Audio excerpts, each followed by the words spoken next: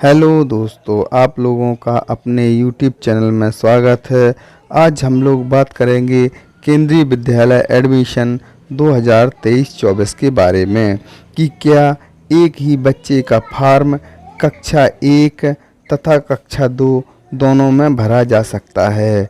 चूँकि जब तक केंद्रीय विद्यालय में कक्षा 1 में एडमिशन करवाने के लिए जो उम्र थी वह 5 साल से 7 साल के बीच रखी गई थी, लेकिन अब केंद्रीय विद्यालय ने इस उम्र को बदलकर 6 वर्ष से 8 वर्ष के मध्य रख दिया है, जो कि उम्र कक्षा 2 में एडमिशन करवाने के लिए भी 6 वर्ष से 8 वर्ष के बीच उम्र है।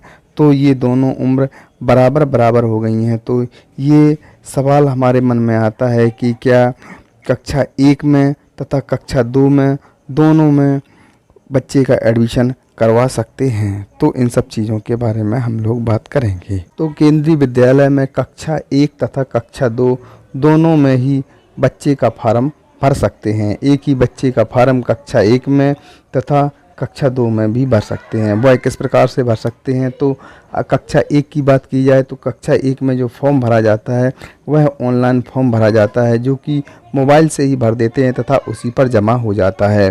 तथा जो फॉर्म निकलने की डेट होती है वो फरवरी के लास्ट वीक में या फिर मार्च के पहले वीक में निकलते हैं। यानी कि केंद्रीय विद्यालय के जो फॉर्म हैं वह कक्षा 1 के लिए फॉर्म फरवरी के लास्ट वीक या मार्च के पहले वीक में निकलते हैं, जो कि भर करके उनको जमा किया जा सकता है। अगर बात करते हैं कक्षा 2 के लिए, तो कक्षा 2 के जो फॉर्म होते हैं वो ऑफलाइन फॉर्म निकलते हैं। इसके लिए स्कूल में जा कर के केंद्रीय विद्यालय नज़दीक में जो होता है उसमें जा कर के पता करना होता है, या फिर केंद्रीय विद्यालय अपने नोटिस बोर्ड पर इसकी सूचना लगाता है कि कक्षा 2 में हमारे यहाँ कुछ सीटें खाली हैं।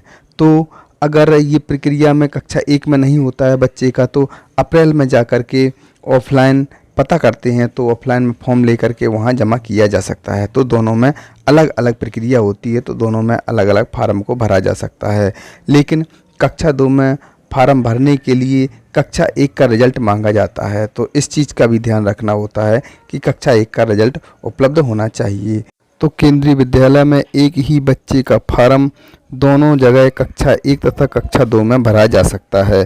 कक्षा 1 में ऑनलाइन प्रक्रिया होती है तथा कक्षा 2 में ऑफलाइन प्रक्रिया होती है।